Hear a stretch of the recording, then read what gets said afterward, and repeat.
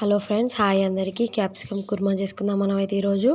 కావాల్సిన పదార్థాలు: నువ్వులు, జీలకర్ర, మెంతులు, పల్లీలు, ఇప్పుడు చింతపండు రెమ్మలు.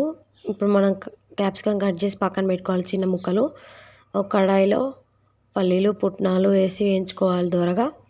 వేయించి పక్కన పెట్టేసుకున్నాక నువ్వులు, జీలకర్ర, మెంతులు వేయండి. నువ్వులు వేగాలి, ఎర్రగా వేయించుకోండి.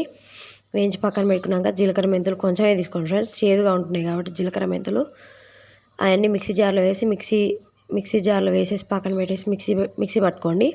చింతపండు రెమ్మలు, వెల్లుల్లి రెబ్బలు కూడా వేయండి అందులో. ఇప్పుడు హాఫ్ కొబ్బరి ముక్క వేయండి, వేసి మిక్సీ పట్టి పెట్టండి.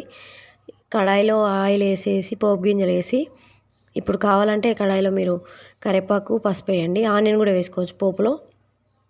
క్యాప్సికమ్ వేసి మగ్గనియండి. క్యాప్సికమ్ మగ్గినాక ఒక స్పూన్ ఉప్పు వేయండి. ఉప్పు వేసి ఇంకాసేపు మగ్గనివ్వండి. మగ్గితేనే బాగుంటుంది ఫ్రెండ్స్, పచ్చివాసన పోయేదాకా మగ్గనియండి. అల్లం వెల్లుల్లి పేస్ట్ వేసుకోండి. వేసుకున్న తర్వాత 2 టేబుల్ స్పూన్ల కారం వేసుకోండి. కారం వేసుకున్న తర్వాత బాగా కలపండి ఒకసారి.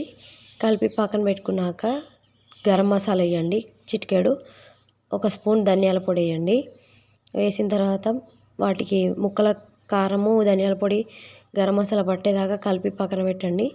ఓ 5 మినిట్స్ ఆగి మిక్సీ పట్టుకున్న మిశ్రమం అంతా ఇప్పుడు కడాయిలో వేసేయండి. చూడండి, ఇది అంతా మిక్సీ పట్టుకున్న మిశ్రమం ఇప్పుడు మనం వేసేద్దాం.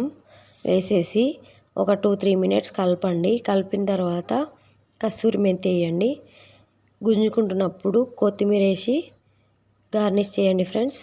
అంతే, ఎంతో టేస్టీ ఉన్న క్యాప్సికమ్ కుర్మా రెడీ. ఈ సేమ్ టేస్ట్ ఫంక్షన్ టేస్ట్ వస్తుంది ఫ్రెండ్స్.